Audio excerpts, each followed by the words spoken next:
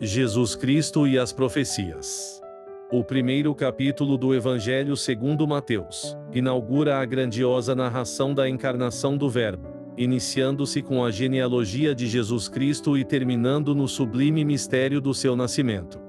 Trata-se de um texto de profundidade teológica e histórica, no qual se entrelaçam a promessa divina, a fidelidade dos patriarcas e a realização profética em Cristo, o Messias esperado. Mateus inicia seu evangelho com a genealogia de Jesus, estabelecendo a linhagem do Messias e demonstrando a fidelidade de Deus à promessa feita a Abraão e a Davi. Jesus é apresentado como filho de Davi e filho de Abraão, unindo em si a promessa do reino eterno e a bênção para todas as nações. Esse trecho nos convida a meditar sobre a soberania de Deus, que conduz a história humana para cumprir seu plano de salvação. A genealogia é uma prova messiânica de que Jesus é o herdeiro legítimo das promessas do Antigo Testamento. A inclusão dos gentios e pecadores indica que a salvação é universal e não restrita aos judeus. Perguntas para reflexão: como a genealogia de Jesus demonstra a fidelidade de Deus? O que a inclusão dos gentios nos ensina sobre a graça divina? De que forma a linhagem de Jesus reflete a ação soberana de Deus na história? O nascimento de Jesus. Reflexão e interpretação. A concepção de Jesus pelo Espírito Santo é o ponto alto do primeiro capítulo. Maria, uma jovem desposada com José, é encontrada grávida antes da consumação do casamento. Diante disso, José, um homem justo, pretende deixá-la secretamente para não expô-la à vergonha e possível punição.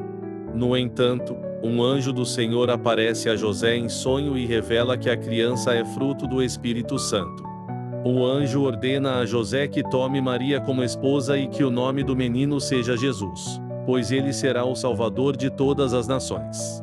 Aqui, Mateus cita Isaías 7, versículo 14. Eis que a Virgem conceberá e dará à luz um filho. E ele será chamado Emanuel, que significa Deus conosco.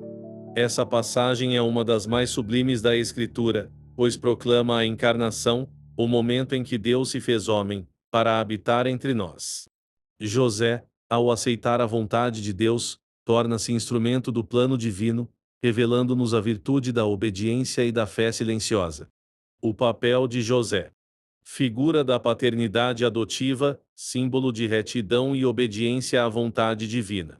O nome Jesus, do hebraico Yeshua, significa o Senhor salva, apontando para sua missão redentora.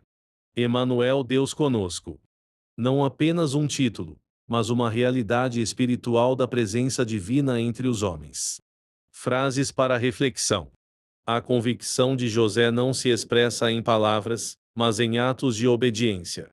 Deus age nos bastidores da história, conduzindo-a para cumprir seus propósitos. O nascimento de Jesus é a prova máxima de que Deus não nos abandonou, mas veio habitar entre nós. Perguntas para reflexão. Como a atitude de José nos ensina sobre fé e obediência?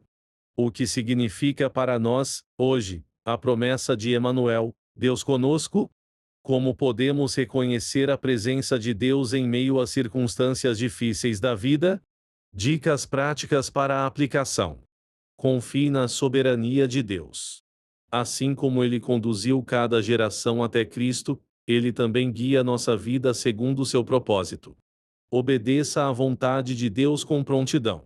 Assim como José, sejamos fiéis àquilo que o Senhor nos fala, mesmo quando não compreendemos plenamente. Lembre-se de que Deus está conosco. O Emanuel não é apenas uma promessa do passado, mas uma realidade presente na vida de cada cristão. Conclusão.